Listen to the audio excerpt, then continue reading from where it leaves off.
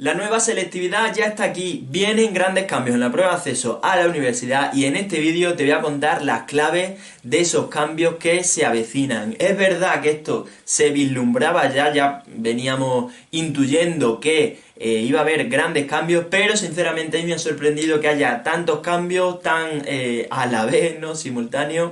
Es verdad que con el modelo que teníamos en estos dos últimos años y el que vamos a seguir teniendo durante 2022, el modelo de la pandemia, pues ya sabíamos que esto no iba a ser para siempre y entonces pues era un poco el momento perfecto para, digamos, efectuar los grandes cambios, los cambios de calado, los cambios de estructura de toda la selectividad, pero a pesar de ello, a mí me ha sorprendido que al final haya cambios en los contenidos, en la forma de acceder a la universidad, en cambios concretos por carreras universitarias, en quién puede presentarse y quién no puede presentarse a la selectividad. Ya os digo, hay cambios en prácticamente todas las partes de la selectividad, no solo en la propia prueba, sino todo lo que le rodea, y os lo voy a contar en este vídeo. Bueno, te tengo que recomendar que me sigas en TikTok porque ahí estoy actualizando las cosas mucho más frecuentemente que aquí en la selectividad, que no puedo hacer un vídeo grande hasta que no haya grandes cambios.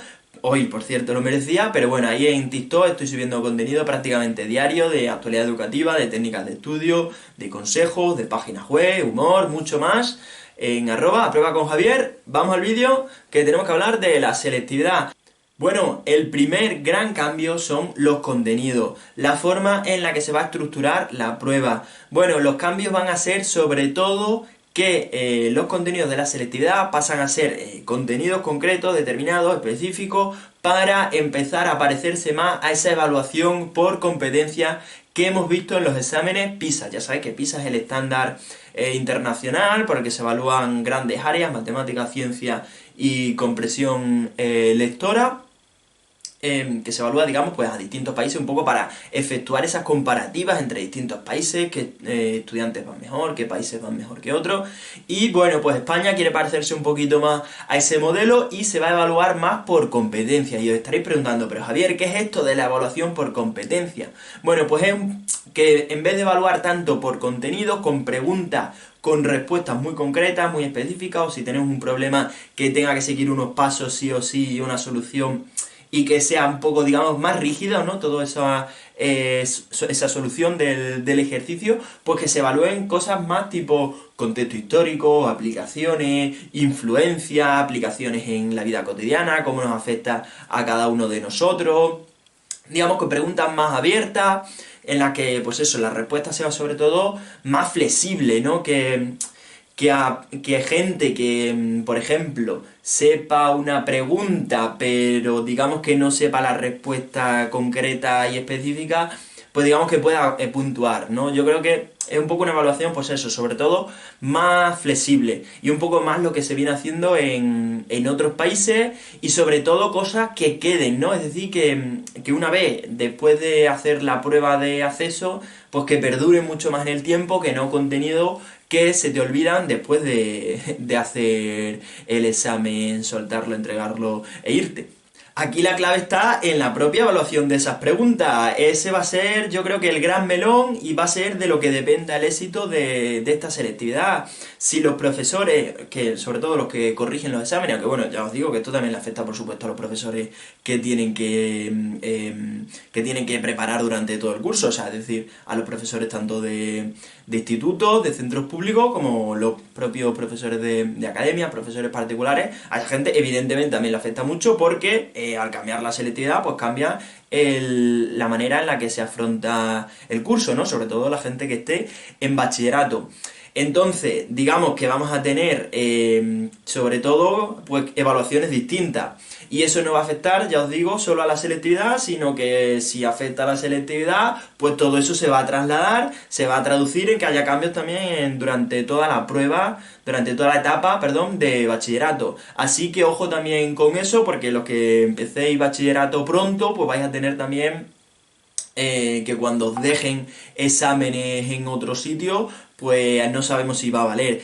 Y sobre todo el tema de la evaluación yo creo va a ser muy importante. Yo creo que si se dan las herramientas bien para los profesores, pues quizá sea lo que garantice el éxito de esta nueva selectividad, o si se vuelve a dejar todo un poco, por así decirlo, en manos de los profesores pero sin darle las herramientas adecuadas, pues quizás sea lo que puede fallar, lo que puede hacer que esto no termine de funcionar. El segundo gran cambio que vamos a ver en la selectividad nueva va a ser que va a ser mucho más homologable. ¿Qué quiere decir esto? ¿Quiere decir que la selectividad a partir de ahora va a ser única? No, pero sí es verdad que va a ser más homologable, es decir, más cerca de esa homogeneización, ¿no? Es verdad que no va a llegar a ser, digamos, 100% homogéneo. De hecho, es que esto realmente es casi que imposible, ¿no? Teniendo en cuenta que en España la educación está transferida a las comunidades autónomas, hay muchas particularidades a nivel de lengua, de historia, etcétera. Entonces es difícil hacer una selectividad única, por lo menos en mi opinión, pero bueno, sí es verdad que por lo menos se va a intentar que sea un poco más cerca, pues no a esa selectividad única, pero sí acercarse lo máximo posible.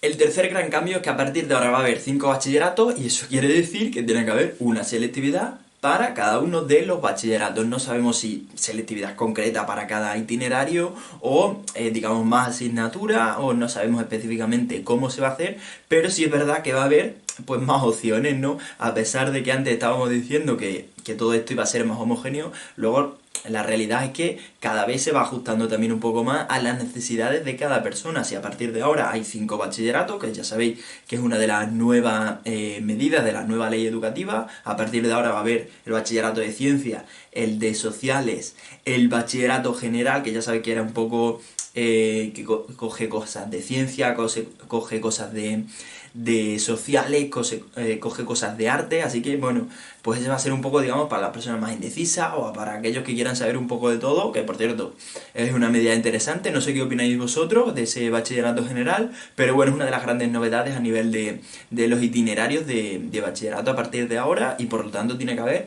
nuevas selectividades. Y luego selectividad para la gente de arte pues también va a ser distinta, porque va a haber 2 itinerarios por completo distintos de arte, o sea que en total hay hasta 5 nuevos bachilleratos, contando siempre con los de tradicionales de ciencias y letras, así que eso quiere decir que tiene que haber nuevas pruebas de acceso a la universidad.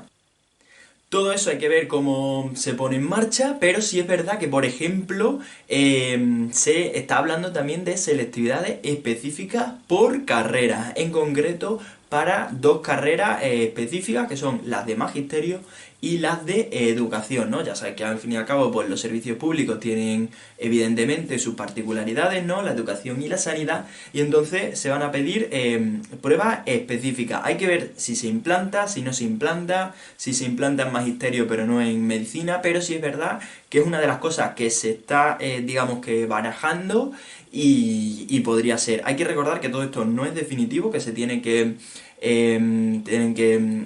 lanzarlo en junio, creo que es cuando es la fecha clave para ver si se aprueba, si no se aprueba, pero bueno, todo esto, digamos que si se está hablando además con medidas muy concretas, es porque tiene más pinta de que sí a de que no. Tiene que ocurrir algo, digamos, gordo, que toda la comunidad educativa se eche encima, o bien que haya cambios políticos importantes que impidan que todo esto se lleve a cabo, pero todo esto huele a que se va a hacer efectivo. Además, hay que tener en cuenta que ahora la educación está en un proceso de transformación, una transición por completa, ¿no? Puesto que la educación actual, digamos que requiere muchas cosas nuevas y se está haciendo.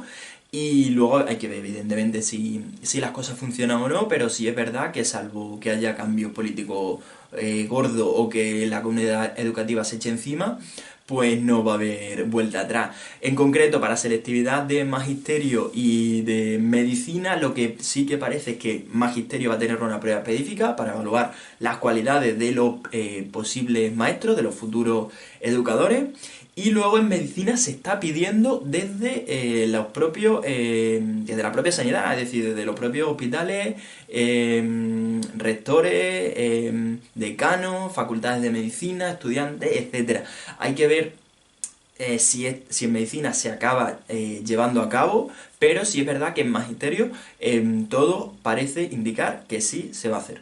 Y luego dentro de estos grandes cambios legislativos, el último, el quinto e importante, es que a partir de ahora se va a poder hacer la selectividad con hasta un suspenso. ¿Qué quiere decir eso? Que hasta ahora tú tenías que tener tu bachillerato entero aprobado, con todas las asignaturas para obtener el título de bachillerato. Como eso a partir de ahora no va a ser así, porque se va a permitir hacer la selectividad con un suspenso, se va a permitir pasar de bachillerato con un suspenso, como bien dije en TikTok, adelanté en TikTok en su momento cuando salió. Por cierto, os digo que me sigáis en TikTok para que estéis actualizadísimos en todo tipo de noticias educativas importantes.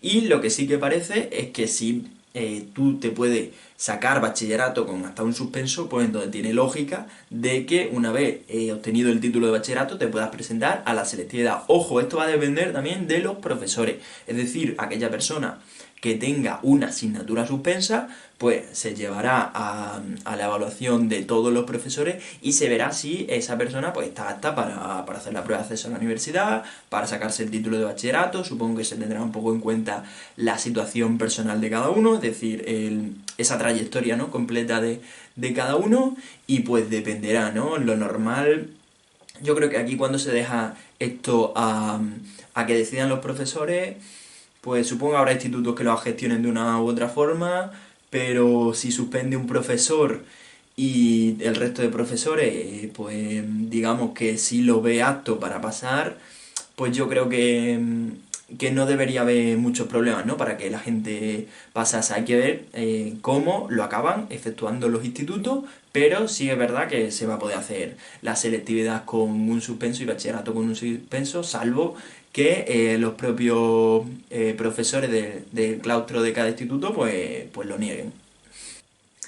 Así que ya sabéis, todos estos cambios en principio se van a efectuar en el año 2024. La gente que ya está en secundaria, en primero, segundo, tercero, cuarto de la ESO, pues le va a pillar. La gente que esté en bachillerato, si no tiene que repetir la selectividad, si no tiene que volver a presentarse para subir nota, pues en principio no les va a afectar. Aunque bueno, por ejemplo, está la opción también de bachillerato. Ya os digo que hay bastantes cambios y además pues la mayoría pues los he dicho, pero hay algunos que no. Pero por ejemplo, se va a dejar también esa opción de hacer bachillerato en 3 años. Pues entonces, por ejemplo, si alguien está empezando primero de bachillerato ya, pues le podría pillar para el año 2024. Si lo acaba haciendo en 2024, pues esto es en función de las características de cada persona, de la vida de cada uno. Pero está pensado sobre todo a esa gente pues que tenga que estudiar y trabajar, o que esté en una competición deportiva, o que tenga sobre todo otras cosas, ¿no?